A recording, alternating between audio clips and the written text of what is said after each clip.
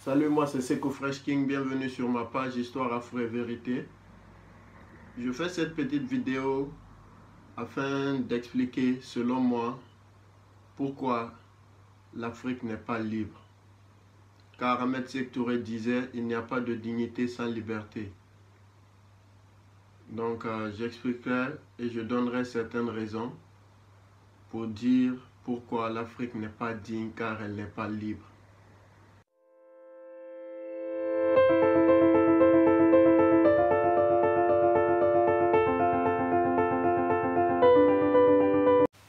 Il n'y a pas de dignité sans liberté. C'est ce que Sékou Touré disait le 28 septembre 1958 au général de Gaulle. Thomas Sankara nous disait aussi, la seule façon pour les Africains de vivre libre et de vivre digne, c'est de vivre africain. Ces hommes-là ont vu des choses que nous ne sommes pas à mesure de voir aujourd'hui. Ils avaient peur de ce qui nous arrive aujourd'hui. Sommes-nous libres maintenant? Je ne le crois pas. Parce que les frontières sous lesquelles nous vivons ont été tracées par ceux qui voulaient nous dominer. Diviser pour mieux régner, c'est ce qu'on nous dit. Ils se sont assis à Berlin, diviser la carte de l'Afrique comme un gâteau, en attribuant des parts à toutes ces qu'ils appellent puissances. Ils n'ont pas tenu compte des familles, ils n'ont pas tenu compte de nos cultures, ils n'ont pas tenu compte des langues qu'on parlait. Ils ont juste divisé pour avoir les ressources du sous-sol et exploiter à leur guise. Donc, à partir du moment où nous vivons sous ces frontières-là et que le Sénégalais appelle le Guinéen étranger au Sénégal, le Malien appelle l'Ivoirien étranger en Côte d'Ivoire, pendant qu'ils parlent tous la même langue, nous ne sommes pas libres. Je crois que nous ne sommes pas libres non plus si nous ne produisons pas ce que nous consommons.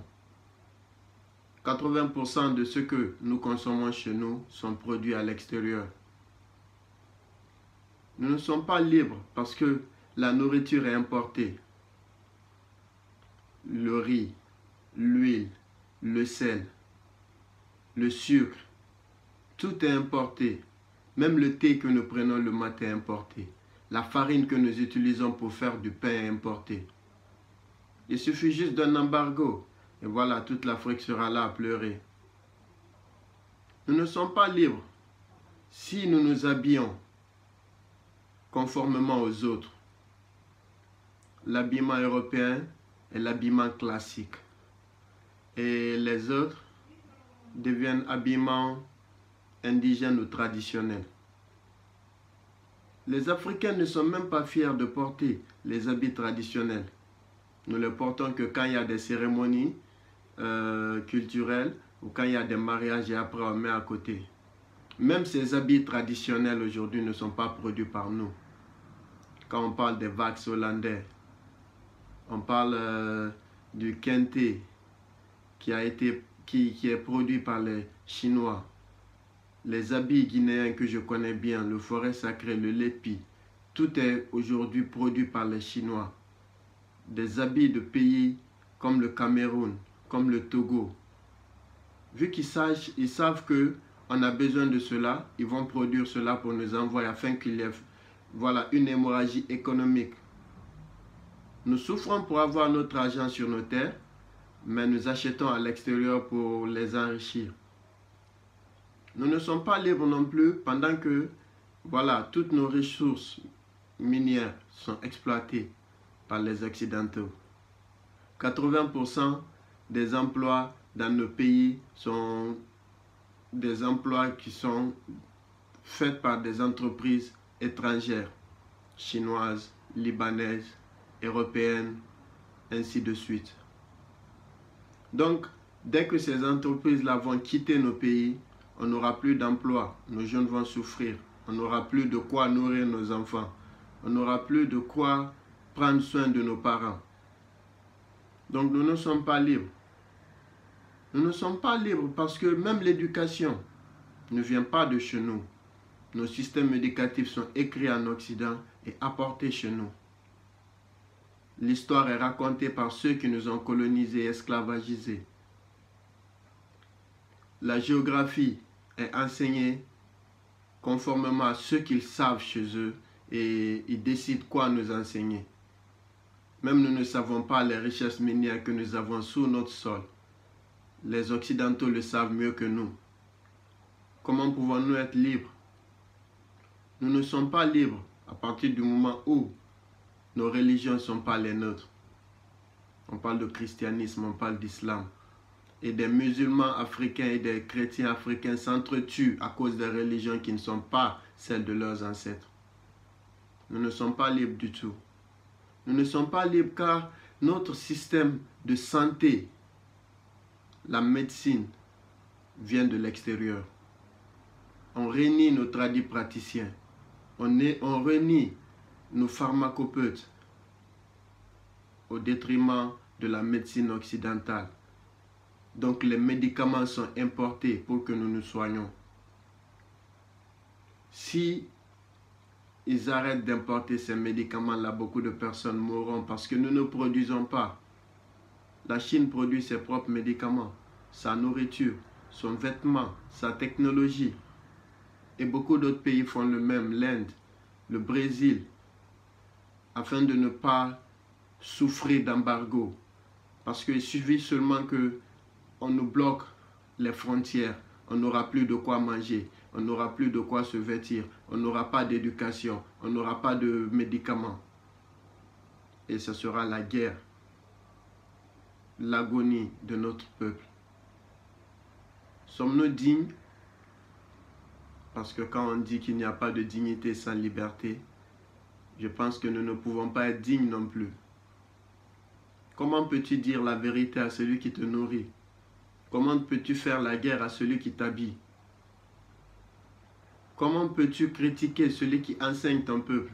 Ton peuple même se lèvera comme toi. Comment peux-tu refuser la médecine d'autrui pendant que tu ne fais rien pour développer ta médecine? Nous ne sommes pas dignes. C'est pourquoi nos présidents n'ont pas la voix au chapitre, même s'ils ont de bonnes volontés. Aux Nations Unies, leurs décisions ne comptent pas. On parle de G20, on parle de G8. Lequel des pays africains prend part à ces prises de décision?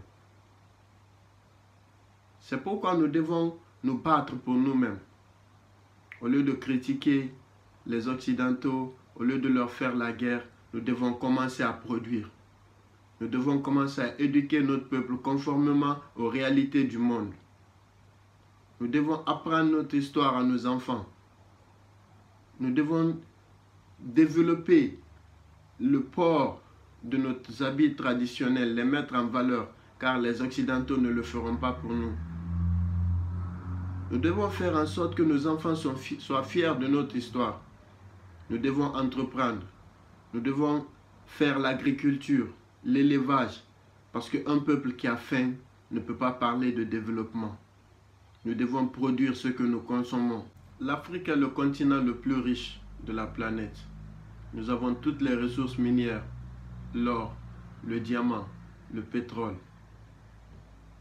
Nous avons la forêt, nous avons les cours d'eau. L'Afrique est un paradis, comme le disait Mohamed Kadhafi. Mais nous sommes les plus pauvres au monde. Nous fuyons nos terres en passant par la mer pour arriver en Occident. C'est dommage, c'est triste. Pendant que les Occidentaux, avec leurs multinationales, courent vers l'Afrique, les Chinois courent vers l'Afrique pour venir exploiter notre continent afin d'enrichir leur pays, leur peuple. Qu'attendons-nous pour nous lever? Qu'attendons-nous pour nous unir? Parce que tant que nous vivons sous ces frontières établies par nos oppresseurs, nous ne serons jamais unis. Le Mali fait la guerre au Sénégal. Quand il y a crise au Nigeria, chacun s'en fout, on se dit voilà, c'est le Nigeria. Quand il y a crise au nord Mali, les Congolais s'en foutent. Et tant que nous réagirons comme ça, tant que nous nous voyons comme ça, nous ne pourrons jamais nous développer. Nous avons tous intérêt à avoir une Afrique unie, solidaire, avec un seul drapeau, avec une armée, une monnaie. Et croyez-moi, on sera parmi les puissances du monde. L'avenir du monde se joue en Afrique. Mieux vaut nous impliquer maintenant dans la procédure d'une Afrique unie économiquement, militairement et surtout politiquement. Merci de m'avoir écouté. Bonne journée à tous. Otep, Otep.